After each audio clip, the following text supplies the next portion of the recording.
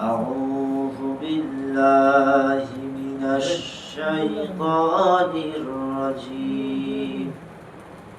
بسم الله الرحمن الرحيم. إن الله وملائكته يصلون على النبي يا أيها الذين آمنوا صلوا عليه وسلموا تسليما. اللهم صل على سيدنا مولانا محمد وعلى آل سيدنا شفيعنا محمد. اللهم صل على سيدنا مولانا محمد وعلى آل سيدنا شفيعنا محمد. دو خدا دو اما یا بر عمر درج دل دو خدا دو اما یا بر عمر درج دل দাওয়ানির মতো বীর সেনানি জগতে নিখিল দাও খোদা দাও আমায় আবার ওমর দারাজ দিল। আলহামদুলিল্লাহ, আমরা সর্বপ্রথম সেই আল্লাহ রব্বুল আলামিনের শুকরিয়া আদায় করছি, যে মহান মালিক আল্লাহ রব্বুল আলামিন মহিমান্বিত মাস রমজানুল মুবারকের দ্বিতীয় জুমাবার দিনে, গরিবের হজ সমতুল্য দিনে আল্লাহ রাব্বুল আলামিন আমাদেরকে ভালোবেসে আসার বসার তৌফিক দান করলেন পৃথিবীর সর্বশ্রেষ্ঠতম ঘর মসজিদে। এই জন্য আমরা শুকরিয়া আদায় করি, আলহামদুলিল্লাহ। আল্লাহ রাব্বুল আলামিন এই রমজানুল মুবারক মাস আমাদের কাছে দিয়েছেন, আমাদেরকে হেদায়েত দেওয়ার জন্য, এই মাসে গুনাহগুলিকে মাফ করাবার জন্য আল্লাহ রাব্বুল আলামিন রমজান মুবারক দিয়েছেন। আজকে রমজান মুবারকের দ্বিতীয় জুমাবার দিন। আজকে আমরা যাকাত সম্পর্কে গুরুত্বপূর্ণ কিছু আলোচনা আছে, এটা আমরা শুনবো এবং আরো কিছু কথা আছে, সেগুলো আমরা আমলের নিয়তে শুনবো ইনশাআল্লাহ। শুনবো, এরপরে বুঝবো, এরপরে আমাদের ইচ্ছা থাকবে, দায়িত্ব থাকবে যে আমরা আল্লাহর কথা, আল্লাহ রাসূলের কথা অনুযায়ী আমাদের জীবনে আমল করব ইনশাআল্লাহ। এই যে জাকাতের যে কথা বললাম, এটা অনেক সময় হয় যে আমরা চিন্তা করি আমরা গরিব মানুষ, আমাদের উপর জাকাত ফরজ হয়নি। আসলেই হয় নাই, তবে কিছু বিষয় যে ফরজ হয়ে যায় এটা জানিও না, সেইটা ইনশাআল্লাহ আজকে পরিষ্কার করে দেব। এই জাকাত দেওয়া, এইটা ইসলামের বিধান অনুযায়ী কি ফরজ, সুন্নাত, নফল না ওয়াজিব? এটা কি ফরজ নাকি? ফরজ। কোরআনুল কারিমে এই যে আপনারা রোজা রাখতেছেন কত ভক্তির সাথে, মহব্বতের সাথে, এইটা কোরআনুল কারিমের ফরজ, ফরজ রোজা। আর এই ফরজের কথা কয়েকবার আসছে, মাত্র 2-3 বার কোরআনে। কিন্তু এই যাকাতের কথা যেখানেই নামাজের কথা আসছে, ওয়াকিমুস সালাহ, সেইখানেই আসছে ওয়াতুজ যাকাত, নামাজ পড়ো জাকাত দাও, নামাজ পড়ো জাকাত দাও। কোরআন খুললেই আপনি দেখবেন কমপক্ষে 80 জায়গার উপরে কোরআনুল কারিমে যাকাতের কথা আছে। কেন? যাকাত ইসলামের তৃতীয় স্তম্ভ। প্রথম স্তম্ভ কালিমা অথবা বিশ্বাস, শাহাদা, যে লা ইলাহা ইল্লাল্লাহ মুহাম্মাদুর রাসূলুল্লাহ। এরপর নামাজ 2 নাম্বার। আমরা নামাজের পর বাংলা ভাষায় বলি নামাজ, রোজা, হজ, যাকাত। যাকাত টানি দিছি 5 নম্বরে, কিন্তু মূলত যাকাত হলো 3 নাম্বার খুঁটি। 3 নাম্বার কালেমা, নামাজ, এরপরে হলো যাকাত। ওয়াকিমুস সালাহ ওয়া আতুজ যাকাত, এটাই হলো কোরআনের ভাষা। তো এইজন্য তৃতীয় স্তম্ভ ফরজ হলো যাকাত। কোরআনুল কারিমে অন্যান্য ইবাদত, এই রোজা, হজ, এগুলো 2-3 বার আসছে, 2-4 বার। কিন্তু এই যাকাতের কথা যে বললাম, এটা অসংখ্যবার বলা হয়েছে কোরআনুল কারিমে। যাকাত না দেয়া কাফেরদের বৈশিষ্ট্য এবং জাহান্নামে শাস্তি হওয়ার একটা গুরুত্বপূর্ণ কারণ হলো যাকাত না দেওয়া। আল্লাহ রাব্বুল আলামিন কোরআনুল কারীমের 41 নম্বর সূরা সূরাতুল ফুসিলাতের 6 এবং 7 নম্বর আয়াতে আল্লাহ বলেন, ওয়াইলুল লিল মুশরিকিনাল্লাযীনা লা ইয়াতুনাস যাকাতা ওয়া হুম বিল আখিরাতি হুম কাফিরুন। ধ্বংস মুশরিকদের জন্য যারা যাকাত প্রদান করে না আর যারা আখিরাতে বিশ্বাস করে। সুবহানাল্লাহ। আল্লাহ রাব্বুল আলামিন বললেন ধ্বংস ওই মুশরিকদের জন্য যারা যাকাত প্রদান করে না কিন্তু তারা আখিরাতে বিশ্বাস করে। এর মানে হলো তারা বিশ্বাস করে আখিরাত আছে, কিয়ামত আছে, জান্নাত জাহান্নাম এগুলো আছে, কিন্তু এই লোকগুলো যাকাত দেয় না। তো এদের জন্য ধ্বংস। আর কোরআনে বলা হয়েছে জাহান্নামীদেরকে প্রশ্ন করা হবে, কেন তোমরা জাহান্নামে আসছো? কোরআনুল কারীমের ৭৪ নম্বর সূরা সূরাতুল মুদ্দাসসির আয়াত ৪২-৪৩। তখন জিজ্ঞাসা করা হবে, কি জিজ্ঞাসা করা হবে? মা সালাকাকুম ফি সাকর, এই সাকর নামক জাহান্নামে কেন আসলা? তখন তারা বলবে ক্বালু লাম নাকু মিনাল মুসাল্লিনা ওয়া লাম নাকু নুতঈমুল মিসকিন। আমরা সালাত আদায়কারীদের অন্তর্ভুক্ত ছিলাম না, মানে আমরা নামাজ পড়তাম না। ২ নম্বরে আমরা দরিদ্রগণকে খাবার দিতাম না। নাউযুবিল্লাহ। এইখানে দুইটা বদগুণের কথা আল্লাহ উল্লেখ করলেন, যে আমরা মনে করি বৈধ অবৈধভাবে মাল বৃদ্ধি করলে এবং সম্পদ সঞ্চয় করলে মানে জমা করলেই হারাম। এটা অনেকে মনে করে যে অবৈধভাবে যদি আমরা এটা করি তাহলে হারাম হবে, কিন্তু সম্পদশালী হইলাম এটা করলাম, কিন্তু আল্লাহ তাআলা এখানে উল্টা কথা বললেন। আল্লাহ বললেন কি ব্যয় করলে সম্পদ বৃদ্ধি হয়। এইখানে চিন্তা করলাম যে অবৈধভাবে বৃদ্ধি করলে হারাম, অথবা বৃদ্ধি করলে কি হয় আমরা সম্পদশালী হইলাম, যে সম্পদ জমা করছি এখন আমি সম্পদশালী, আমার টাকা আছে। এই যারা জমায়, মানুষে দান সদকা করে না, যাকাত দেয় না, মনে করে যে আমার সম্পদ হয়েছে, আসলে না। আল্লাহ তাআলা বললেন যে বৈধভাবে যারা ব্যয় করে তারাই হলো সম্পদশালী, ওই সকল লোক না যারা সম্পদ খালি জমা করে, খরচ করে না। সেই কথা আল্লাহ রাব্বুল আলামিন বলছেন, যে কারণ তারা হয়তো 2-4 গুণে টাকা গুণে খালি, কিন্তু বরকত এই যে বৃদ্ধি এই যে কিভাবে আল্লাহ রাব্বুল আলামিন যদি এটার ভিতর বরকত উঠাই নেয়, এই টাকার মধ্যে দেখবেন বেশিরভাগ ধনী লোকদের সম্পদে বরকত নাই। তারা ওই সম্পদ জমা করে, কিন্তু তারা আপনাদের চাইতে অশান্তিতে আছে। আপনারা হয়তো দিন আনেন দিন খাইয়া ভালোই কাটিয়ে যায় আল্লাহ বিল্লাহ করি, কিন্তু অনেক ধনী লোক খোঁজ খবর নিয়ে দেখবেন শান্তিতে নাই, বিভিন্ন প্রকার ব্যস্ততা হতাশার মধ্যে জীবন কাটায়, বউ কথা শোনে না, পোলাপান কথা শোনে না, এই সেই ঝামেলা বিভিন্ন প্রকার, রাত্রে ঘুমও হয় না। কিন্তু গরিব মানুষের ঘুম কি সুন্দর হয়। তা আল্লাহ রাব্বুল আলামিন যদি বরকত নষ্ট করে যায় তাহলে এটা ঠিকও পাবে না কখন তার অবস্থা খারাপ হয়ে গেছে। আল্লাহ রাব্বুল আলামিন তার ওয়াদা ভঙ্গ করেন না। আল্লাহ রাব্বুল আলামিন তার ওয়াদা কখনোই ভঙ্গ করেন না। আল্লাহ রাব্বুল আলামিন কি বলছেন কোরআনুল কারীমের ২ নম্বর সূরা সূরাতুল বাকারা এর ২৭৬ নম্বর আয়াতে আল্লাহ বলেন, ইয়ামহাকুল্লাহুর রিবা ওয়া ইউরবিস সাদাকাত। আল্লাহ রাব্বুল আলামিন সুদের বৃদ্ধি মানে সুদ যে বাড়ে এইটা আল্লাহ রাব্বুল আলামিন নিশ্চিহ্ন করেন, ধ্বংস করে দেন। আর সাদাকা অথবা যাকাত যারা দেয় এদের সম্পদ আল্লাহ রাব্বুল আলামিন বৃদ্ধি করে দেন। সুবহানাল্লাহ। আল্লাহ তাআলা বললেন যে যারা অবৈধভাবে বা সুদের কাজ কারবার করে এদের সম্পদ আল্লাহ ধ্বংস করে দেয়, এদের বরকত উঠিয়ে নেওয়া হয়, এদেরকে নিশ্চিহ্ন করে দেওয়া হয়, ধ্বংস করা হয়। কিন্তু যারা যাকাত দেয় এদের সম্পদ আল্লাহ বাড়াই দেয়। সুবহানাল্লাহ। এটা আমি একটা ঘটনা আপনাদেরকে বলে আমি আপনাদের বুঝাই দেবো ইনশাআল্লাহ, তাহলে বুঝতে পারবেন যে আল্লাহ রাব্বুল আলামিন কিভাবে এটা বৃদ্ধি করেন। আল্লাহ রাব্বুল আলামিন কোরআনুল কারীমের মধ্যে বলছেন যে আসলে সম্পদ কিভাবে বাড়ে, তোমাদের পদ্ধতিতে না, আমার কথা শুনে যদি চলো তাহলেই বাড়বে।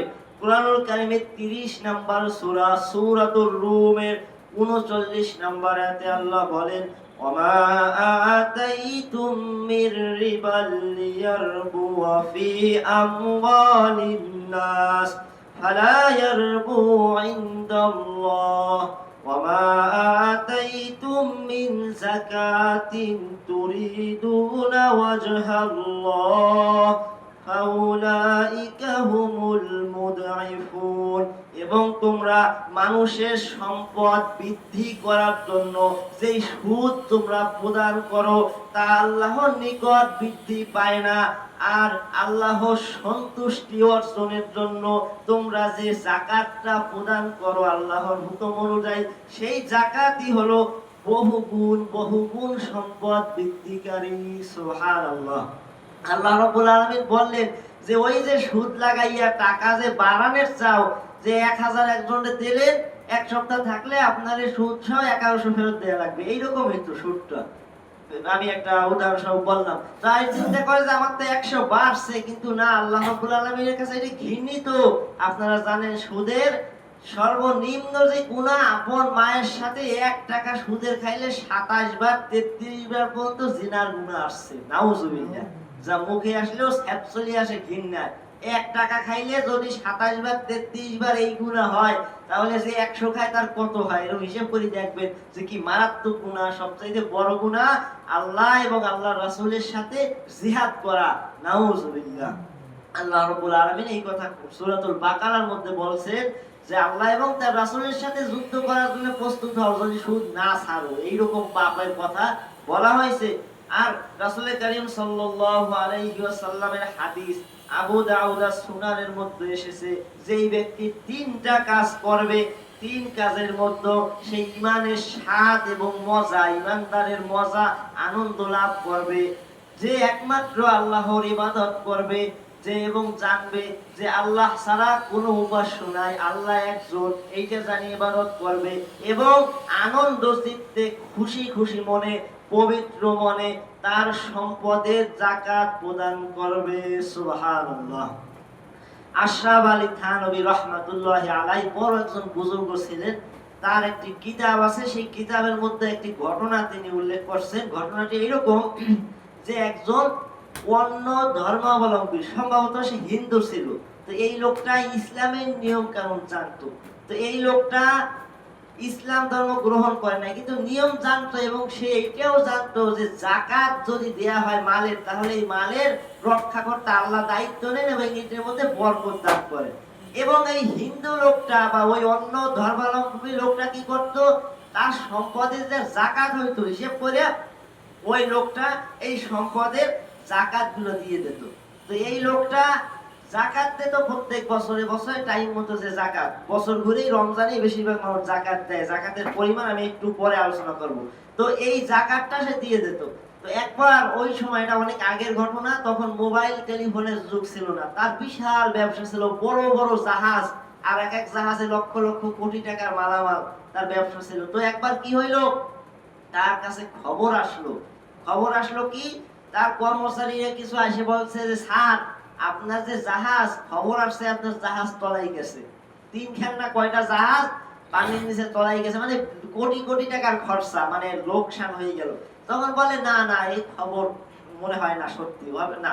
বলে না, আমরা সঠিক খবরই শুনছি, দূরে তো খবর পাঠাইছে। কয় না না, এই খবর হইতে পারে না। এইরকম পরাপর 2-3 বার একই খবর আসছে, তার জাহাজ তলাই গেছে। 3খান আবার কয়খান জানো জাহাজ তলাই গেছে। সে বলে না না, এটা হইতে পারে না। এরপরে কয়েক মাস কাটে গেছে, প্রায় 6 মাস। এই 6 মাস পরে ঠিক ওই ব্যবসা বাণিজ্যের কাফেলার জাহাজ ঘুরতে ঘুরতে সফর করিয়া তার এলাকার ওই যে সমুদ্র বন্দর, ওইখানে এসে নোঙর করছে। এই দেখা ওই কর্মচারীরা তো প্রথমে বুঝতে পারেনি যে কয় কি, আমরা মোটামুটি শিওর খবর পাইছি যে জাহাজ তলাই গেছে। এই লোক একদম কনফিডেন্স যে না না, তলাইতে পারে না। এখন দৌড়াইতে দৌড়াইতে আসছে যে মালিক, আমরা যে খবর দিয়েছিলাম এই খবর তো আসলে ভুল, কিন্তু আপনি তো তখন একদম শিওর করে বললেন যে না, আমার এই ক্ষতি হইতে পারে না। এখন তো সত্যি সত্যি আপনার 3খান জাহাজ অক্ষতভাবে ফিরে আসে, জাহাজ নোঙর করছে। কাহিনীর এই কন্ত। তখন ওই হিন্দু লোক কয় যে আমি আল্লাহর বিধান শুনছি, কোরআনের নিয়ম আমি জানি যে মুসলমানদের কিতাবে আল্লাহ রাব্বুল আলামিন বলছেন যে যাকাত যদি ঠিকমতো আদায় করা হয়, মালের দায়িত্ব আল্লাহ নিয়ে নেয়, তো আমি আল্লাহরে ভালো করে বিশ্বাস করি, যদিও ইসলাম মানি না। এই জন্য আমি দেখছো তোমরা যে মাস আমার যে বছর শেষে যাকাত আসে, এটা আমি এতিম মিসকিনদের দিয়ে দেই। তাই আমার কনফিডেন্স ছিল 100% যে আমি যেহেতু আমার মালের যাকাত দিয়ে দিছি, তাহলে আমার যে মানুষের যে হকটা আমার মালে, এটা আমি দিয়ে দিছি, যার কারণে এখন আমার মাল হালাল। তো আমার হালাল ব্যবসা আল্লাহ ধ্বংস করে দেবেন না, এই বিশ্বাস আমার ছিল, যার কারণে আমি ওইভাবে কনফিডেন্সে বলছি যে আমার জাহাজ তলাবে না। তো সেই জাহাজ ঠিকই আসিয়া নোঙর করছে সেই গাড়ি। সুবহানাল্লাহ, সুবহানাল্লাহ। এইখানে চিন্তা করেন, একটা হিন্দু লোক, মুসলমানও না, তার বিশ্বাস কি আল্লাহর উপর, যে হ্যাঁ আমি যাকাত দিলেই আমার মাল যাবে না, আল্লাহর উপর আমার ভরসা আছে। তো এই লোকটা যাকাত দিয়েছে, এই কারণে ওইরকম কনফিডেন্সে বলছে যে আমার জাহাজের কিছু হবে না আল্লাহর উপর। এইরকম ঘটনা আছে অসংখ্য, আমার তো বলার সময় নাই, তো একটা বললাম যে এই যাকাত দেওয়ার কারণে তার মাল আল্লাহ হেফাজত করছে। এরপরে যারা যাকাত না দিয়ে জমা করে রাখে, যাকাত দেয় না মালের, যাকাত দিলে যাকাত ভিত্তিক অর্থ ব্যবস্থা হলে কি অবস্থাটা হয়, এটা আমি আগে একবার বলছি, আজকেও ঘটনাটা আবার বলবো ইনশাআল্লাহ। আমি তার আগে এই শাস্তিটা বলি যে আল্লাহ রাব্বুল আলামিন কি বললেন যে যা যাকাত দেবে না তাদের কি শাস্তি। আল্লাহ রাব্বুল আলামিন কোরআনুল কারীমের 3 নম্বর সূরা সূরাত আলী ইমরান 180 নম্বর আয়াতে বলেন, ওয়ালা ইয়াহসাবান্নাল্লাযীনা ইয়াবখালুনা বিমা আতাহুমুল্লাহু মিন ফাদলিহি হুয়া খায়রাল লাহুম বাল হুয়া শাররুল লাহুম সায়ুতাওয়াকুনা মা বাখিলু বিহি ইয়াউমাল কিয়ামাহ। আল্লাহ রাব্বুল আলামিন অনুগ্রহ করে দয়া করে যেই সম্পদ দান করেছেন, সেই সম্পদ নিয়ে যারা কৃপণতা করে, কিপটামি করে, তারা যেন কখনোই এইটা মনে না করে তাদের এই সম্পদ তাদের জন্য কল্যাণকর বা উপকারী, বরং তাদের জন্য ক্ষতিকর। এই সম্পদ, যেই সম্পদ নিয়ে তারা কৃপণতা করে, মানুষকে দেয় না, তাদের কৃপণতা করে সঞ্চিত সম্পদ কিয়ামতের ময়দানে আগুন হয়ে অথবা সাপ হয়ে তার গলার মধ্যে ঝুলিয়ে দেওয়া হবে। নাউজুবিল্লাহ। আল্লাহ তাআলা বললেন যে যা যাকাত দেয় না, এরা এটা চিন্তা করো না যে ওইটা তোমার জন্য কল্যাণ ভালো, না না, ওই সম্পদ কিয়ামতের দিন তোমার গলায় বেড়ি বানাই পরানো হবে। অন্য আয়াতে আসছে তাকে ঠোকর মারবে ওই সাপে, জাহান্নামের সাপ, এবং বলবে আমি হলো সেই সম্পদ যেই সম্পদ পুঞ্জীবিত করে রাখছো, যাকাত দেও নাই, আজকে নেও, মজা নেও, মজা নেও, এই বলবে আর ঠুকরাবে, গলায় পেঁচানো হবে ওই সাপ, ওই সম্পদের সাপ, তখন তাকে ঠুকর মারতে থাকবে। নাউজুবিল্লাহ। আর এই হাদিসের আলোকে জানা যায় যে এই পাপ শুধু আখিরাতে না, দুনিয়াতেও আল্লাহ কিছু গজব শাস্তি দেয়, ব্যাপকভাবে ছড়াই পড়ে, যা আল্লাহর গজব এই যাকাত না দিলে। এবং এই যাকাত প্রদানের টাল বাহানা যে সকল পাপের অন্যতম, এ সম্পর্কে রাসূল সাল্লাল্লাহু আলাইহি ওয়াসাল্লামের হাদিস আসছে ইবনে মাজাহ সুনান 2 নম্বর খণ্ডের 1332 নম্বর হাদিস। এইখানে 5টা বিষয় আল্লাহ রাসূল সাল্লাল্লাহু আলাইহি ওয়াসাল্লাম বলছেন যে কি হবে সেই সময়। পাপের সাথে, পাপের ফলে অন্য মানুষও জড়াই যায় এই পাপের কারণে। আর এইসব পাপ যখন ব্যাপকভাবে ছড়াই পড়ে, তখন আল্লাহ সমাজে গজব দেয়, আর ওই গজবের ভিতরে প্রায় মানুষই, সকল মানুষই শাস্তি ভোগ করে। 5টা পাপের কথা আছে, আমি সংক্ষেপে বলবো। 1 নাম্বার, যখন কোন সম্প্রদায়, গোষ্ঠী, এই আমরা একটা জাতি যেরকম, এই জাতির মধ্যে অশ্লীলতা, বেহায়াপনা এটা ব্যাপকভাবে ছড়িয়ে পড়ে এবং তারা প্রকাশ্যে অশ্লীলতায় লিপ্ত থাকে, মানে বেহায়াপনায়, বেপরদায়, তখন তাদের মধ্যে এমন সব রোগ ব্যাধি ছড়িয়ে পড়ে যা পূর্ববর্তীদের মাঝে কখনোই ছিল না। আল্লাহু আকবার। আপনারা এবার একটু মিলেই দেখেন, এখন সমাজে এই অশ্লীলতা মহামারী।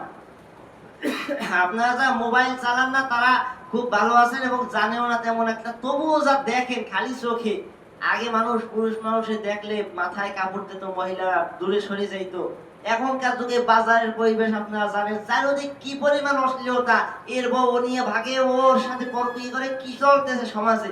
এইসব পাপ যখন ছড়ায় তখন এমন কিছু রোগ আসে যা আগে ছিল না। এই বর্তমানে অসংখ্য রোগ, আপনারা যদি খবর জানিয়ে থাকেন যে এমন এমন রোগ বাইর হইতেছে যা আগে কোনোদিন ছিল না। এই যেরকম 2020-21 সালে একটা গেছে করোনা, এই করোনা জীবনেও আসে নাই আগে, এটা নতুন রোগ। এরপরে আরো কিছু রোগ আসছে, ওই ওয়ালে ওয়ালে দেখবেন হারবালের পোস্টার ভরা, যৌন শক্তি হারাই যাইতেছে। এই রকম রোগ আরো যে কত প্রকার আছে, এমন এমন রোগ হইতেছে যার কোনো চিকিৎসাই নাই। চিকিৎসা নেই, এমনিতে আল্লাহ বলছেন যে এমন কোন ব্যাধি বা রোগ আমি দেইনি যার চিকিৎসা নাই, এরকম রোগ আল্লাহ দেয় নাই। কিন্তু এই পাপের কারণে এমন কিছু জিনিস আসবে যা কোনদিন মানুষ দেখে নাই। তো দেখেন এটা মিলে গেছে। 2 নাম্বার, যখন কোন সম্প্রদায় গোষ্ঠীর মানুষেরা ওজনে কম অথবা ভেজাল দিতে থাকে, তখন তারা দুর্ভিক্ষ, জীবনযাত্রার কাঠিন্য, প্রশাসনের অথবা ক্ষমতাশালীদের অত্যাচারের শিকার হয়। আল্লাহু আকবার। এটাও 100% মিল। কারণ দেখেন এখনকার সমাজে কি পরিমাণ ওজনে ভেজাল, এটা আমি লম্বা করে সময় নষ্ট করতে চাই না। ওই দেখা যায়, আপনারা খবর জানেন যে কি পরিমাণ ভেজাল, সব খাবারে ফরমালিন, খাইয়ে খাইয়ে মানুষের রোগ হয়ে যাইতেছে। আম কাঁঠাল খাইতে পারে না ঠিক মতো। 5-7 বছর আগেও যা খাইছি আলহামদুলিল্লাহ, এখন আম গত বছর আমি নিজে দেখছি যে 5 বার আম খেলে 4 বার খাইতে পারিনি, ফালাই দিয়েই লাগছে। 20 দিন হয়ে যায় ওতে মাছও বসে না, এমন ফরমালিন মারা। এই খাদ্যে ভেজালও চলতেছে। 1 নম্বরের কথা কই, 3 নাম্বার দেয়। এই কারণে আল্লাহ তাআলা বলছেন যে তখন তাদের উপর জীবনযাত্রার কাঠিন্য, এখন কি একটা কাঠিন্য। এরপরে ক্ষমতাশীলদের অত্যাচার, খেয়াল করেন ক্ষমতাশীলদের অত্যাচার। এই যে গেট দখল, জমি দখল, খাল দখল হয় না, আপনার আপনার ন্যায্য জমি, আপনার নিজের বাপ দাদার পৈতৃক সূত্রে পাইছেন, ওই জমি আরেকজন এসে দখল করে। এরকম হইতেছে না, অহরহ হইতেছে। এই সকল পাপ তখন তারা তাদের উপর স্থায়ীভাবে ক্ষমতাশীল। এই আগে জালেম ছিল, এই জালেম অসংখ্য আলেমদের হত্যা করছে, নির্যাতিত মানুষের হত্যা করছে, দল মত নির্বিশেষে সবাইরে মারছে। এই জালিম আল্লাহ চাপাইতেছে আমাদের মাথায়। এর পাপের মূল একটা পাপ হলো এই যে ওজনে কম, খাদ্যে ভেজাল দেওয়ার কারণে আল্লাহ এটা চাপাইতে। বাস্তব প্রমাণ আপনারা পাইলেন। এই গেল 2 নাম্বার। 3 নাম্বার, যদি কোন সম্প্রদায়ের মানুষেরা যাকাত প্রদান না করে তখন তারা অনাবৃষ্টির শিকার হয়। যদি পশু পাখি না থাকতো, আচ্ছা এটা আস্তে আস্তে বলেন, যদি পশু পাখি না থাকতো তাহলে তারা বৃষ্টি থেকে একেবারেই বঞ্চিত হয়ে যেত। আল্লাহু আকবার। এটাও 100-তে 100 মিল। যাকাত সমাজে যা হয় ঠিকমতো কেউই দেয় না, বেশিরভাগ 99% বাংলাদেশের মানুষ যাকাত দেয় না। আর এর কারণে অনাবৃষ্টি। এই দেখেন আপনাদের এই মুহূর্তে হয়তো বৃষ্টির দরকার, ধান ফসল আছে নাই। গত বছর কি পরিমাণ খরা, যখন বর্ষার দরকার নাই। অনাবৃষ্টি মানে যে টাইমে বর্ষা লাগবে না সেই টাইমে হয়, কিন্তু দেখবেন যে ধানের পানি মারা সারা একসাথে। আবার দেখা যায় বৃষ্টি নাই। এইটা একদম বন্ধ করে দিত। এখানে সবচেয়ে ভয়ঙ্কর কথা এইটাই আমি হাদিস পড়ে বুঝলাম যে আল্লাহ বলছেন পশু পাখি আছে, এরা তো নির্দোষ, এরা আল্লাহ জিকির করে, এরা না থাকলে এদের উসিলে আমরা কিছু বৃষ্টি পাই, আল্লাহ তাআলা পুরো বৃষ্টি বন্ধ করে দিত। আগের জামানায় অসংখ্য এরকম ঘটনা আছে, যাকাত না দেওয়ার কারণে পুরো বৃষ্টি বন্ধ হয়ে গেছে। নাউজুবিল্লাহ নাউজুবিল্লাহ। এই পাপের কারণে এই যে বর্তমানে চলতেছে, তিনটার প্রমাণ পাইছে। 4 নাম্বার, যখন কোন সম্প্রদায়ের মানুষ আল্লাহ এবং আল্লাহর রাসূলের ওয়াদা অথবা আল্লাহর নাম প্রদত্ত ওয়াদা ভঙ্গ করে, তখন আল্লাহ তাআলা তাদের কোন বিজাতীয় শত্রুকে তাদের উপর চাপাই দেন, ক্ষমতা দাঁড় করে দেন, তখন তারা তাদের কিছু সম্পদ নিয়ে যায়। 4 নাম্বার, এখানে বলা হয়েছে আল্লাহর কসম আমি এটা করব, ওয়াদা। আল্লাহ কি তো ওয়াদা। বা আপনি এখন দেখেন এই সমাজে সবচাইতে বেশি যে পাপ হয় এর ভিতরে একটা ওয়াদা ভঙ্গ করা। খুব কম মানুষ ওয়াদা রক্ষা করে, এটা কিন্তু বাস্তব। আর এই কারণে আল্লাহ বলছেন যে এমন কিছু চাপাই দেবে যে তোমাদের কিছু সম্পদ তারা লুট করে নিয়ে যাবে, ক্ষমতাশীল। এটাও বাস্তব। বাংলাদেশের খাঁটি খাঁটি ভালো ভালো জিনিস সব বিদেশ পাচার। ইলিশ আগে খাইতেন কত সুন্দর ইলিশ কম দামে, এখন ইলিশের দাম 1000 টাকার উপরে কেজি, তাও গুড়ি গুড়ি ইলিশ, তাও পেট ভরে না। আর ভালো ইলিশ সব ক্ষমতাশীল চাপাই লই যাইতেছে, ইন্ডিয়া লই যাইতেছে। দেশি পেঁয়াজ যে স্বাদ ছিল, এখন যে পেঁয়াজ এত বড় বড়, ওতে কোনো মজা নাই, পাঞ্চে পাঞ্চে লাগে। প্রত্যেকটা খাবার আমাদের অরিজিনাল খাবার বাংলাদেশে নাই, সব ওই পছন্দ আছে আমাদেরটা কারি নিয়ে যাইতেছে। এই 4 নাম্বার পাপের কারণে এটাও আমাদের মাথায় চাপছে। এবার 5 নাম্বার 5 নাম্বারে আর যদি কোনো সম্প্রদায়ের শাসকবর্গ নেতাগণ আল্লাহ প্রদত্ত মানে কুরআনুল কারীমের অনুযায়ী বিচার শাসন না করে এবং আল্লাহর শাসনের সঠিক এবং ন্যায় প্রয়োগের জন্য সাধ্যমতো চেষ্টা না করে, তখন আল্লাহ তাদের মধ্যে পরস্পর শত্রুতা ও মতবিরোধ তৈরি করে দেন। তারা তাদের বীরত্ব একে অপরকে দেখাইতে থাকে। নাউজুবিল্লাহ। এটাও বাস্তব। কারণ বাংলাদেশে আল্লাহর কোরআন দিয়ে বিচার করার লোক খুবই কম, যারাও আছে তারা পারি উঠতেছে না। এরপরে বেশিরভাগ আল্লাহর আইন নাই, এই কারণে সব যা দুর্নীতি চলে। আর এই পাপের কারণে মানুষের আল্লাহর আইন প্রতিষ্ঠা চেষ্টা না করার কারণে আল্লাহ তাআলা এই পাপটাও চাপাইতেছেন যে মানুষের মধ্যে এখন মহব্বত ভালোবাসা এটা কিন্তু উঠে যাইতেছে। দেখতেছেন আগে যে মহব্বত ছিল এখন মানুষের নাই। দুই কথার মধ্যেই বাজে যায় মতভেদ। একজন একটা বলে, চারজনে চারটে বলি দেয়। কোনো মিল মহব্বত নাই। তারা একজনের বীরত্ব আরেকজনের দেখায়, একজনের ক্ষমতা আরেকজনের দেখায়। এই ক্ষমতায় গেলে ওরে দাপট দেখায়, ও গেলে এরে দেখায়। হইতেছে না? এই দেখেন 5 নাম্বারটাও আমাদের সাথে মিলে গেছে। এই 5টা গজবের ভিতর কম বেশি আমরা আছি। এই 5টা পাপ করার কারণে আল্লাহ রাব্বুল আলামিন আমাদেরকে এই পাপগুলোর হাত থেকে আমাদেরকে হেফাজত করুন বলে আমিন। এবার আমি বলবো মূলত 5 প্রকার সম্পদের যাকাত দেওয়া ফরজ, আল্লাহ নির্ধারিত ফরজ। এর ভিতরে 1 নাম্বার বিচরণশীল উট, গরু, ছাগল এবং গৃহপালিত পশু। 2 নাম্বার সোনার উপর যাকাত দেওয়া ফরজ। খেয়াল করবেন, না হলে বুঝতে একটু কষ্ট হয়ে যাবে কিন্তু। 3 নাম্বারে নগদ টাকা। 4 নাম্বার ব্যবসা বা বিক্রয়ের জন্য রক্ষিত দ্রব্য। 5 নাম্বার কৃষি উৎপাদন ও ফসল। যেহেতু আমাদের দেশে খোলা চরণভূমিতে পশুপালনের ব্যবস্থা নেই এবং নিষাবযোগ্য পশু কারো কাছে থাকে না, যার কারণে প্রথম যে নাম্বার আমি বলছি বিচরণশীল উট, গরু, ছাগল, গৃহপালিত পশু, এইটার যাকাত আমাদের দেওয়া লাগে না। এটার মাথায় দিয়ে বাদ দিলে চলবে, এটার যাকাত আমাদের দেশে নাই। এবার যেটা আছে সোনার উপর যাকাত। সোনার উপর যাকাত কেমন? স্বর্ণ। যদি কারো কাছে 7.5 তোলা ভরি বা তার বেশি স্বর্ণ থাকে, তাহলে প্রতি 14 বছর 354 দিন ধরা হয়। এই পুণ্যতিতে মোট স্বর্ণের, পুরো স্বর্ণের 2.5% যাকাত প্রদান করতে হবে। যেমন কারো যদি 10 ভরি স্বর্ণ থাকে, তবে তাকে প্রতি বছরে 25% ভরি স্বর্ণ বা তার দাম যাকাত হিসেবে প্রদান করতে হবে। আর 7.5 ভরির কম স্বর্ণ কারো কাছে থাকলে এটা যাকাত দেওয়া লাগবে না। এবার আসি রৌপ্য। যদি কারো কাছে 52.5 তোলা বা তার বেশি রূপা থাকে, তাহলে চন্দ্র মাস, ওই যে 354 দিন বলছি, এই হিসাব করে প্রতি চন্দ্র মাসে মোট রূপ্য যা আছে, যে 52.5 তলার উপর থাকলে, নিচে থাকলে যাকাত নাই, উপরে থাকলে ওইখান থেকে 2.5% আমাদের যাকাত দিতে হবে। এটা হলো সোনার উপর বিষয়। আপনারা বুঝতে পারছেন? সোনা 7.5 তোলা আর 52.5 তোলা রৌপ্য। এর নিচে যাদের আছে দেওয়ার দরকার নাই। আর যদি উপরে থাকে বা এই সমান থাকে, তাহলে 2.5% যা হয় টাকা অথবা স্বর্ণ দিতে হবে যাকাত। 3 নাম্বার নগদ টাকা। নগদ টাকার হিসাব হবে সোনার রূপার হিসাবে। হাদিসে মূলত রৌপ্যের হিসাবই বলা হয়েছে। এছাড়া রূপার হিসাবে আগে যাকাত খরচ হয়। বর্তমানে কারো কাছে যদি 52.5 তোলা রূপার দাম, এইখানে একটা হিসাব আমার কাছে দেওয়া আছে, এটা 2008 সালের বাজার মূল্য অনুযায়ী 24 থেকে 25,000 টাকা। যেহেতু টাকার মান এখন অনেক বাড়ছে সেই 8 সাল থেকে, এটা আপনারা একটু জানে নেবেন।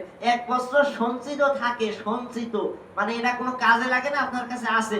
তেমন যদি হয় তাহলে অবশ্যই, ধরেন কারো কাছে 30,000 টাকা যদি থাকে, তাহলে তার যাকাত আসবে আপনার 650 টাকা যাকাত 1 বছরে, যদি এই টাকাটা কাজের না হয়, ওই যে সঞ্চিত সম্পদ যদি হয়। 4 নম্বরে ব্যবসায়ের সম্পদ। বিক্রয়ের জন্য রক্ষিত সকল পণ্যের যাকাত দিতে হবে। যদি দোকানে, গোডাউনে, বাড়িতে, মাঠে বা যে কোনো স্থানে বিক্রয়ের জন্য রক্ষিত মাটি, ইট, গাড়ি, জমি, এরপরে বাড়ি, ফ্ল্যাট বা অন্য কোনো পণ্য থাকে, তাহলে তার মূল্য 52.5 তোলা রূপা অথবা ওই যে যেটা বলছি ওইটা চাইতে যদি বেশি হয়, তাহলে 2.5% যাকাত দেওয়া লাগবে। যেটা আপনার কাজে লাগতেছে না, ওটাই আপনার কাছে আছে সঞ্চিত জমানো। তার জমি আছে, এটা কাজে না, এটা বেশি, এটা দিয়ে ব্যবসা করেন। ওই দোকান, গোডাউন যেগুলো আমি এখানে বলছি, ফ্ল্যাট, এগুলো আপনার ব্যবসায়িক পণ্য। যে বড় ফ্ল্যাট আছে, এটা ভাড়া দেওয়া হয়, এটা দিয়ে সে ব্যবসা বাণিজ্য করতেছে, এইরকম জিনিসের জাকাত আসবে। 5 নাম্বার ভূমিজাত ও ফসল, এইটা বিভিন্ন জায়গায় আমাদের অনেকের উপর খরচ হয়ে যায়, আমরা জানি না কিভাবে হয়, এটা আমি বুঝাই দেবো ইনশাআল্লাহ। ভূমি ব্যবহার করে উৎপাদিত সকল প্রকারের ফল, ফসল, মধু, লবণ ইত্যাদি জাকাত দিতে হবে। এইখানে সিস্টেম আছে, এই সিস্টেমটা কি? ধরেন এই ফল ফসল যাই ধরেন আপনি সেটা অনুযায়ী 20 মণ যদি হয়, আমি একটা উদাহরণ বলতেছি, অথবা 20 বস্তা, আপনাদের সহজ করে বলি, হাদিসে ভাষ্য পড়ে গেলে আপনাদের বুঝতে একটু কষ্ট হবে। ধরেন আপনি আপনার জমি থেকে 20 মণ অথবা 20 বস্তা ধান আপনি উৎপাদন করছেন। বুঝেন, সোজা বলতেছি, এর চেয়ে বাংলা আমি পারি না, সোজা বলি যে 20 মণ ধান অথবা 20 বস্তা ধান আপনার জমি থেকে হয়েছে। এইখান থেকে এইটা যদি হয় আল্লাহর পানি দ্বারা, বুঝেন, আল্লাহর পানি মানে কি? আপনার কোনো পানি দেওয়া লাগে নাই, কষ্ট করা লাগে না, এটা বৃষ্টির পানিতে হয়েছে, এখন তো আপনার মোটর দিয়ে পানি দেন। যদি আল্লাহর পানিতে হয় তাহলে পুরো সম্পদের আপনার জাকাত আসবে 5%। এখানে জাকাত আসবে যেটা, সেটা হলো যে 5%। আর যদি না, আমার একটু ভুল হয়েছে, 10% আসবে যদি আল্লাহর পানিতে হয়, মানে 10 বস্তায় 1 বস্তা জাকাত আসবে, অথবা 10 মণে 1 মণ। আর যদি এটা আল্লাহর পানিতে না হয়, আপনার কষ্ট করে পানি দেওয়া রাখছে, খরচ করছে, এই জাতীয় যদি হয়, তাহলে আপনার জাকাত দিতে হবে 20 বস্তায় 1 বস্তা, মানে 5%। বোঝা গেছে হিসেবটা? বুঝতে অসুবিধা হয়েছে? আমি আবার বলি যে সম্পদ যদি এইরকম হয়, যে ওই যে উৎপাদনের ফসলের জাকাতের কথা বলতেছি, এটা যদি আল্লাহর পানিতে হয়, মানে আপনার কষ্ট করা লাগে না, মোটর, এরপর স্যালো মেশিন, এগুলো করা লাগে না, তেল দিয়ে আপনার পানি দেওয়া লাগে না, তাহলে 20 বস্তায় 2 বস্তা, 10 বস্তায় 1 বস্তা, মানে হলো 10%। আর যদি এইটা আপনার নিজের পানি খরচ করে কষ্ট করে দেওয়া লাগে, তাহলে 20 বস্তায় 1 বস্তা বা 5% জাকাত দেয়া, এটা হলো ফরজ। এইটা অনেকে আমরা বুঝি না, এর ভিতরে আবার বাহানা খুঁজি, বলি যে ট্যাক্স দেয়া লাগে, আমার জমির এই বিভিন্ন প্রকার খরচ করা লাগে। আসলে আসল কথা হলো এই ট্যাক্স, এটা ইসলামী শরিয়ত অনুযায়ী আমরা দেই না, এটা হলো সরকারে দেওয়া লাগে। এই কারণে আমাদের ফসলের জাকাত মাফ হয়ে যায় না। এটা নিয়ে লম্বা কথা বলা লাগে, আমি এটা বলতে পারবো না, কারণ সময় খুবই কম। আমি একদম বাংলা কথা যেটা বুঝাইতে চাইতেছি, সেটা হলো ফসলের জাকাত আপনার ফরজ এই সময় হবে। এই যে বললাম যে 20 বস্তা যদি হয়, তাহলে আল্লাহর পানি দিয়ে যদি হয়, তাহলে অবশ্যই 2 বস্তা, মানে 10% হিসাব করে দেবেন। আর নিজের পানি দিয়ে দিলে 5% জাকাত দিতে হবে। 95% সম্পদ আপনারই থাকবে, আর ওই 5% আল্লাহর রাস্তায় দিতে হবে। কোরআন ও হাদিসে বারবার এই ফসলের জাকাতের নির্দেশ দেওয়া হয়েছে। আল্লাহ রাব্বুল আলামিন কোরআনুল কারীমের 2 নম্বর সূরা সূরাতুল বাকারা এর 267 নম্বর আয়াতে বলেন, ইয়া আইয়ুহাল্লাযীনা আমানু আনফিকু মিন তাইয়্যিবাতি মা কাসাবতুম ওয়া মিম্মা আখরাজনা লাকুম মিনাল আরদ। হে মুমিনগণ, যারা ঈমান এনেছো, তোমরা তোমাদের পবিত্র উপার্জন থেকে খরচ করো, যাকাত প্রদান করো, এবং আমি তোমাদের জন্য ভূমি থেকে যা বের করেছি, এর মানে হলো ফসল, ভূমি থেকে তোমাদের জন্য আমি যা বের করেছি, তা থেকে তোমরা অবশ্যই যাকাত প্রদান করো। সুবহানাল্লাহ। অন্য জায়গায় কোরআনুল কারীমের 6 নম্বর সূরা সূরাতুল আনআমের 141 নম্বর আয়াতে আল্লাহ বলেন, ওয়া আতু হাক্কাহু ইয়াওমা হাসাদিহি, এবং ফসল কর্তনের দিনে, মানে ফসল কাটার দিনে তোমরা পাওনা দরিদ্রদের যে অধিকার, ওই জাকাত তোমরা পরিশোধ করে দাও। সুবহানাল্লাহ। মানে ফসল কাটছো আর বাকি রাখো না, তোমার হালাল সম্পদ তোমার আয়ত্তে নাও, এবং যেটা গরিবের হক, এইটা তুমি গরিবরে দান করে দাও। আসলে সবচাইতে আমাদের কপাল খারাপ হলো এইটা, যে আমাদের দেশে কোনো ইসলামী সরকার নাই। যদি ইসলামী সরকার থাকতো, আপনাদের এই যে কষ্ট করে জাকাত দিতে বললাম, দেয়া লাগবে, আপনার উপর এমনি একটা দায়িত্ব, সরকারের একটা রাষ্ট্র ব্যবস্থায় একটা দায়িত্ব থাকতো, এই জাকাত উঠানোর জন্য, কালেকশনের জন্যই একটা কমিটি থাকতো, তারা আপনার জাকাত উঠাইতো। এখন আপনার কষ্ট করে হিসেব করে দেয়া লাগতেছে, তখন তারাই হিসেব করে আপনার কাছ থেকে বাইর করতো। আর এই জাকাত ছাড়া এই পৃথিবী থেকে দারিদ্রতা কখনোই দূর করা সম্ভব না। কারণ মানুষ বানাইছেন আল্লাহ, মানুষ চালানোর জন্য যেইভাবে দরকার পদ্ধতি এটা আল্লাহ শিখিয়েছে। মানুষের বানানোর তন্ত্রমন্ত্র দিয়ে আপনি পৃথিবীতে শান্তি কায়েম করতে পারবেন না। আমি একটা ঘটনা বলি, তাহলে আপনারা বুঝতে পারবেন। এই ঘটনা হলো ওমর ফারুক রাদিয়াল্লাহু তাআলা আনহু, ইসলামের কত নম্বর খলিফা? 2 নম্বর খলিফা। তার নাতি সময়কার যুগে এই ঘটনা, আব্দুল আজিজ রহমাতুল্লাহ আলাইহির যুগের ঘটনা। তখন ইসলামী সরকার ছিল, জাকাত সিস্টেম ছিল জাকাতের। জাকাত নিয়ে যে কত কথা ভাই, সংক্ষেপে বুঝাইতে গেলেও ঘন্টাখানিকের নিচে বোঝানো সম্ভব হয় না, তবু যতদূর পারি বলি। তো তখনকার যুগে এমন অবস্থা হয়েছে জাকাতের, আমি একটা কথা গত কয়েক জমা আগে বলছিলাম, জাকাতের ব্যবস্থা যে আমরা 500-1000 করে যে টাকা দিই, এটা হয় খয়রাত, এটা জাকাত হয় না। ইয়াদি কি হয়, 500 টাকা গরুর গোস্ত কেজি যে 800-900 টাকা, 500 টাকা দিয়ে কি হয়, একবেলা পেট ভরে খাওয়াও হয় না।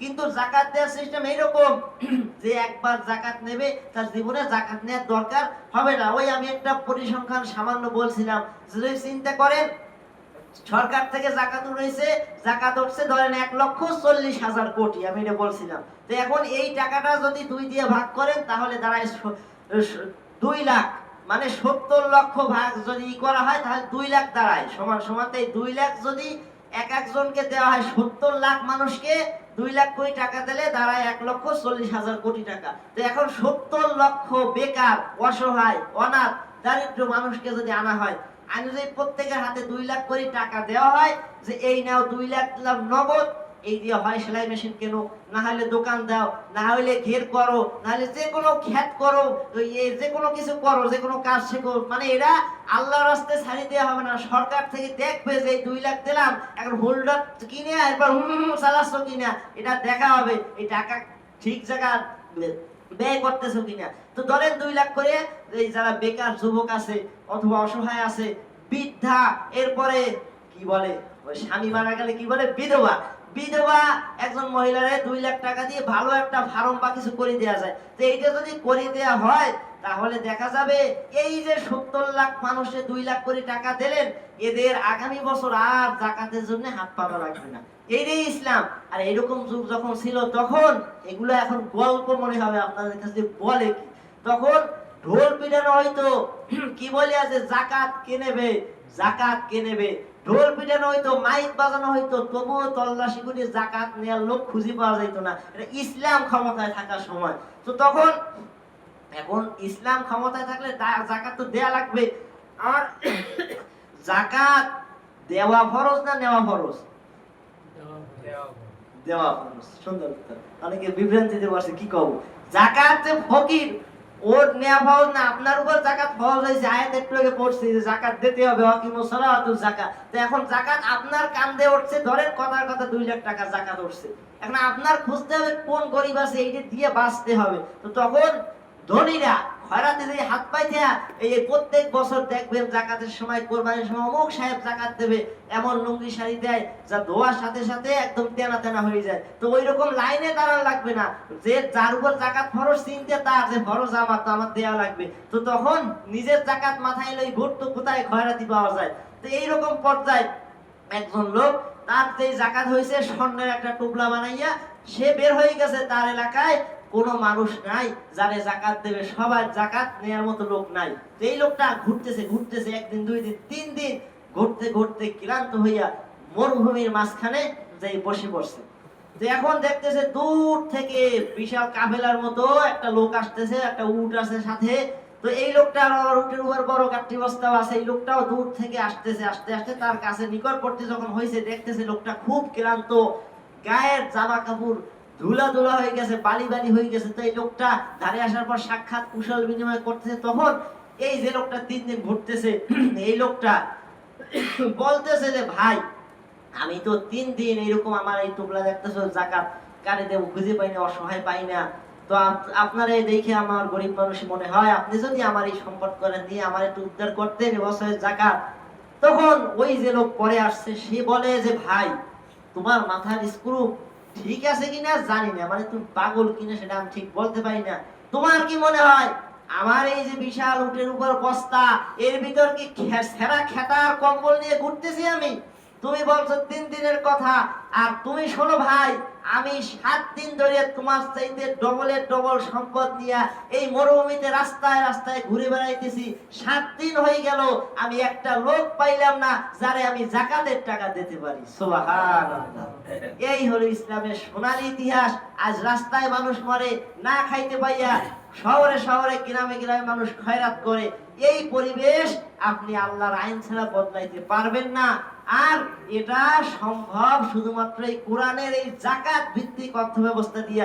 এইটা যদি শুধুমাত্র ইসলাম ও ক্ষমতায় যাওয়া লাগতো না, ধরেন এখন বর্তমানে যারা সরকার আছে, এরা যদি কোরআনের খালি একটা আয়াতের রায় সংসদে দিত যে আমরা ইসলামিক কায়দায় যাকাত উঠাবো, আর এইটা আমরা যোগ্য লোকরে ভাগ করে দেবো, আমাদের নেতা কুমিরের মতো গেলবে না এই সম্পদ, একদম জরিপ করে দিয়ে দেবো, তো এরাও যদি এই যাকাতটা উঠে এই গরিবদেরকে দিত, বাংলাদেশে যে পরিমাণ যাকাত, এতে হিসাব করলে দেখা যায় যে 1 বছরের ভিতর এই যত খয়রাতি দেখেন, 1 বছর যদি উঠান যাইতো, তাহলে দ্বিতীয় বছরে আপনার বাড়ি কেউ চাউল এরপরে ডাল ভিক্ষা করতে খয়রাত করতে আসতো না। এইটাই ইসলামের বাস্তবতা। যাকাত কারে দিবেন সেই সম্পর্কে আয়াত আসছে কুরআনুল কারীমের 9 নম্বর সূরা সূরাতুত তাওবা এর 7 নম্বর আয়াতে আল্লাহ বলেন, ইন্নামাস সাদাকাতু লিল ফুকারাই ওয়াল মাসাকিন ওয়াল আমিলিনা আলাইহা ওয়াল মুওয়াল্লাফাতি কুলুবুহুম ওয়া ফির রিকাব والغارمين وفي سبيل الله وابن السبيل فريضة من الله والله عليم حكيم। নিশ্চয় সাদাকা মানে যাকাত শুধুমাত্র অভাবীদের জন্য, সম্বলহীনদের জন্য, ফকির মিসকিনদের জন্য, যারা এই খাতে কাজ করে তাদের জন্য, যাদের অন্তর আকর্ষিত করতে হবে তাদের জন্য, দাস মুক্তির জন্য, যদিও দাস মুক্তির প্রথা এখন নাই, ঋণগ্রস্তদের জন্য, আল্লাহর রাস্তায় এবং মুসাফিরদের জন্য আল্লাহর পক্ষ থেকে নির্ধারণ। আর আল্লাহ রাব্বুল আলামিন নিশ্চয়ই মহাজ্ঞানী এবং মহাপ্রজ্ঞাময়। সুবহানাল্লাহি ওয়া বিহামদিহি। এই যে আমি আয়াতটা বললাম কুরআনুল কারীমের 9 নম্বর সূরা সূরাতুত তাওবা 60 নম্বর আয়াত, এইটা যদি পারেন তাহলে বাড়ি যেয়ে মিলিয়ে নেবেন, তাহলে বুঝতে পারবেন যে যাকাত কার কার উপর ফরজ। এখানে বিস্তারিত দেওয়া আছে, আমি একটা করে বলতে গেলে 2টা বাজবে, তাই আমি এটা আর বলতে পারলাম না। তো যাকাত কাদের উপর ফরজ হয় এবার আপনারা বুঝতে পারছেন তো ইনশাআল্লাহ। তো এই এখন দেখেন অনেকে গরিব ওই যারা চাষবাস করে তাদের উপরও কিছুটা হয়েছে, যে এই যাকাত যাদের উপর ফরজ হয়েছে তারা হিসেব করে অবশ্যই এটা এই যাদের দেওয়ার মতো ফকির মিসকিন এদেরকে দিয়ে দেবেন। আল্লাহ তাআলা আপনার সম্পদ ওই হিন্দু ব্যক্তির মতো রক্ষা করবেন ইনশাআল্লাহ। কারণ হিন্দুর সম্পদ সে যাকাত দিয়ে যদি রক্ষা করতে পারে, তাহলে আপনি মুসলিম ইমানদার, তাহলে আপনার সম্পদ কেন রক্ষা পাবে না? অবশ্যই পাবে ইনশাআল্লাহ। এই জন্য যাকাতটা অবশ্যই আমরা দেব, যদি হয়ে থাকে আল্লাহ এইতেই বরকত দেবে। কুরআন সত্য, আল্লাহ রাসূলের বাণী সত্য এবং এই কথাও সত্য, তাই যাকাত যদি পাওয়া যায় অবশ্যই দেবেন। প্রসঙ্গিক কয়েকটা কথা বলে আমি শেষ করে দিচ্ছি। 1 নম্বরে হলো আমরা সবার সাথে এই রমজানে সুন্দর ব্যবহার করব, ভালো ব্যবহার, উত্তম ব্যবহার। রাসূল সাল্লাল্লাহু আলাইহি ওয়াসাল্লামের আদর্শ থেকে শিক্ষা নেবে, তো তার ব্যবহার দেখিয়ে অনেকে মুসলমান হয়ে গেছে। এখানে কয়েকটা পয়েন্ট সাজাইছিলাম, এগুলো নিয়ে কথা বলার সময় পাবো না, সংক্ষেপে বলি যে মানুষের সাথে এমন ব্যবহার করবে যাতে আপনার মৃত্যুর পর কমপক্ষে আপনার জন্য দোয়া করে যে মানুষটা ভালো ছিল। এইরকম ব্যবহার আমরা করব। স্ত্রীদের সাথে, সন্তানদের সাথে, আশপাশের মানুষদের সাথে, সবার সাথে সুন্দর ব্যবহার করতে হবে। এইটাই আল্লাহ তাআলার কাছে প্রিয় জিনিস 2টা, তাকওয়াল্লাহ আল্লাহর ভয়, ও হুসনুল খুলক সুন্দর ব্যবহার আল্লাহর কাছে সবচাইতে বেশি প্রিয়, এটা করবেন। 2 নাম্বার, বাচ্চাদেরকে মসজিদমুখী করার চেষ্টা আমরা করব।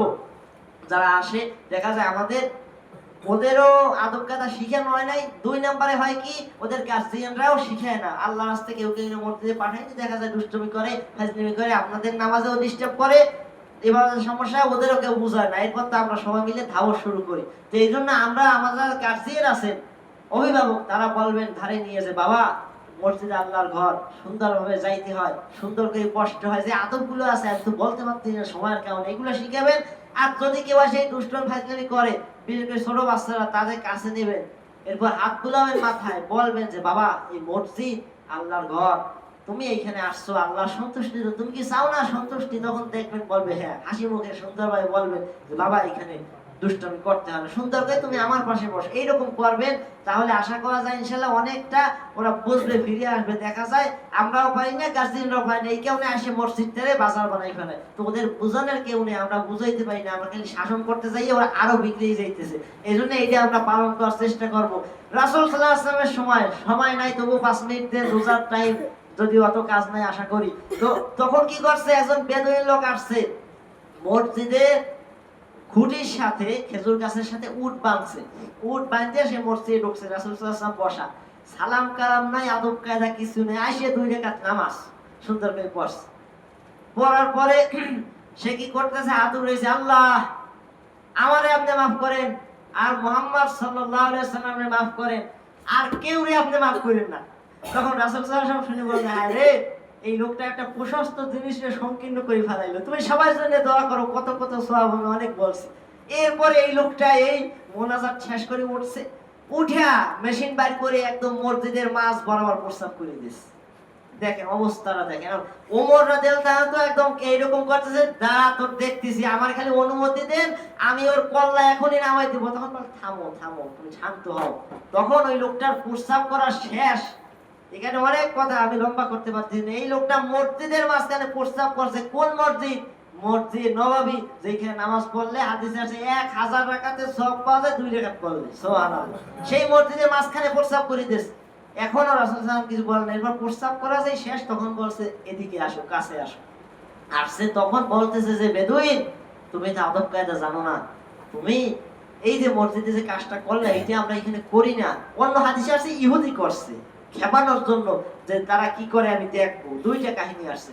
তো ধরেন ইহুদিরটাই যদি বলি, তাহলে সেই কথা কাজ করবো। তখন বলছে তোমাদের উপাসনালয় আছে না? তখন বলে হ্যাঁ আছে। তখন বলে তোমাদের ওই যে উপাসনালয় যেখানে তোমরা উপাসনা করো, ওইখানে যদি এই কাজ কেউ করে, তখন কি করবা? কয় মারিয়ে সোজা করে দেবো। মসজিদ কিন্তু নবীর মসজিদে, এখন কয় আমাকে ওখানে করলে কাম সারি দেবো। তখন রাসূল সাল্লাল্লাহু আলাইহি ওয়াসাল্লাম বলেন, দেখো হাসি মুখে বলতেছে, তুমি যে কাজটা এখানে করলে, এটা আমরা এখানে করি না, আমরা এখানে আল্লাহর ইবাদত করি। তো ওই লোকটা রাসূলের এই ব্যবহার দেখে বলে সুবহানাল্লাহ, কি বলে, এত সময় আমরা কাম সারি দিতাম, আর এই লোকটা এত সুন্দর ব্যবহার, নিশ্চয়ই এই লোকটা আল্লাহর নবী হবে। এইটা হলো ইহুদির বেলা। আর ওই লোকটাও বসছে ওই লোকের কাহিনীতে, যে এটা আমি আর কোনোদিন করবো না। আর ইহুদির বেলায় আসছে যে সে সাথে সাথে মুসলমান হয়ে গেছে, সুবহানাল্লাহ। তো দেখেন উঠতে দেশে মসজিদে এসে তখনও নবী ঘাট ধরে বাড়ি করে দেয়নি, দৌড় হয়ে গেছে। তো এমন ব্যবহার করছে, সে মুসলমান হয়ে গেছে। তা আমাদের মসজিদে আসে কেউ মতে না, হয়তো চিল্লে বাজা করে। এই জন্য এই যে আমরা সুন্দর ব্যবহারের মাধ্যমে চেষ্টা করবো, এটা নবীর সিস্টেম, আমি আপনাদের বলে দিলাম। 3 নাম্বার, ইবাদত নিয়ে গর্ব করবো না, যে আমি রোজা রাখছি, আমি নামাজ পড়ি। ওরে আল্লাহ, ও নমো নাফরমান, মোরতাদ হয়ে গেছে, ও নামাজ পড়ে না, কাফের বেঈমান, ওর দিয়ে হবেই না, ওর জাহান্নামে চলে যাবে। এই কাজ আমরা না করি, এটি কিন্তু অহংকারের কারণে আমাদের ইবাদত ধ্বংস হয়ে যাবে, আমাদের জীবন বরবাদ হয়ে যাবে। আমরা চিন্তা করবো আমার কিভাবে নিজের মাপ পাওয়া যায়। এই জন্য এটা চিন্তা করবো, নিজের নাফসি নিজে করবো, আমার মাপ আমি কিভাবে চাওয়া যায়, এটা আমি চাওয়ার চেষ্টা করবো। আমার জীবনের ক্ষমা আমি নেওয়ার চেষ্টা করব ইনশাআল্লাহ। এই কাজগুলো করলে আল্লাহ রাব্বুল আলামিন এই রমজানের বরকত দান করবেন ইনশাআল্লাহ, এবং আমাদের জীবনের গুনাহ ক্ষমা করে দেবেন। আমরা চাই হলো এরকম একটা ইবাদত করতে, যাতে এই রমজানটা আমরা গুনাহ মাফ করাইয়া কবরে যাইতে পারি, ঠিক না? ইনশাআল্লাহ আমরা যেন এই ইবাদতটা করতে পারি। আর একটা কথা বলে দেই, যে রমজানে আমি বারবার বলছিলাম যে আপনারা সূরাগুলো কোরআনের কমপক্ষে যেগুলো প্রতিদিন তিলাওয়াত করেন, নামাজ, এগুলো একটু অর্থ সহ পড়ার চেষ্টা করেন। আমি আজকে এই বিষয়ে একটু জিজ্ঞাসাবাদ করতে চাইছিলাম, কিন্তু আজকে সময়ের কারণে পারলাম না, আপনারা বাঁচি গেলেন। আগামী জুমার ভিতরে কমপক্ষে যা পারেন আমি কিন্তু জিজ্ঞেস করব, যারা পারবে তাদের জন্য প্রকাশ্যে আমরা দোয়া করে দেব। তো এই জন্য আপনারা জিজ্ঞেস করবেন, 2-1টা সূরা দিয়ে দেখি কিটা কোন সূরার অর্থ পারে, অর্থ সহ পারে, নামাজে পড়বেন, মনোযোগ পারবে ইনশাআল্লাহ। আল্লাহ রাব্বুল আলামিন যেন এই রমজানকে কল্যাণময় করেন, বরকতময় করেন, আমাদের জীবনের সব গুনাহ মাফ করার তৌফিক দান করেন। আমরা সবাই বলি আমিন। আমিন। ওয়া আখিরু দাওয়ানা আলহামদুলিল্লাহি রাব্বিল আলামিন। সুবহানাকা